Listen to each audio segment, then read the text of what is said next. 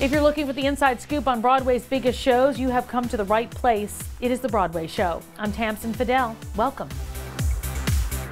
When we think Broadway, we don't usually think of jump scares or horror, but there's a creepy new thriller, Grey House. It takes place after a car crashes in the mountains and a couple takes shelter in a remote cabin. I took a walk with one of the stars of Grey House, Tatiana Maslany.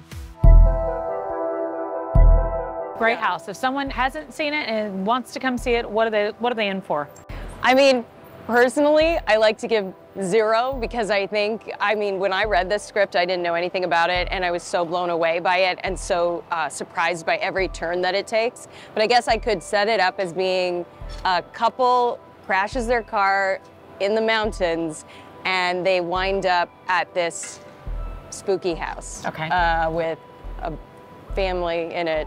And we get to know this family as the play goes on. Do you find yourself in real life now a little jumpy as a result of doing this every night, or however many times a week? I mean, I definitely have gone towards a more horror-based intake of content. Sure. I love watching horror movies, and I've read The Exorcist and The Shining and sort of prep for this. So I'm definitely leaning, but it's made me braver. I feel like I used to be afraid of the dark, and now I'm dealing with all these spooky things all the time, and now I feel pretty brave. What drew you into this when you first read it? Was there something in particular? Because this is a different kind of show for Broadway, really. Yeah, I think that was definitely part of it, was that I'd never read something like this, nor had never seen something like this on Broadway. And the script just surprised me, and it made me ask more questions than I had answers for.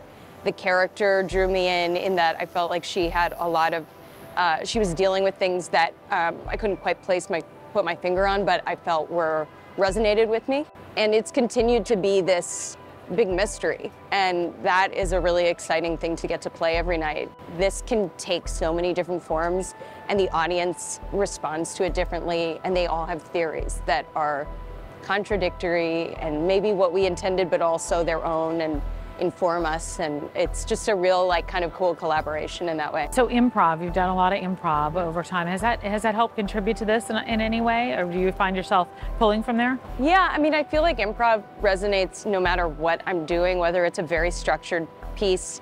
It still lives in me, the principles of listening and of being present and of taking what your scene partner's giving you. All of that is survival as an actor, and it'll never leave. And I think being in front of an audience too, just knowing that there's a connection there and a transference there and a communication that you're having, every night's different, and that affects how we perform, and it sort of becomes the conversation. What does it do differently to your performance? I'm curious about that. Yeah, I mean, sometimes the energy of the audience is you just ride it. It's so easy and it just sort of happens, and then sometimes they're wary, or they're afraid, or they're not sure what's happening, and so you play with that too, and you sort of play with that tension, and it does impact the performance in probably ways that no one else would notice, but I think as an actor, it's just working on you.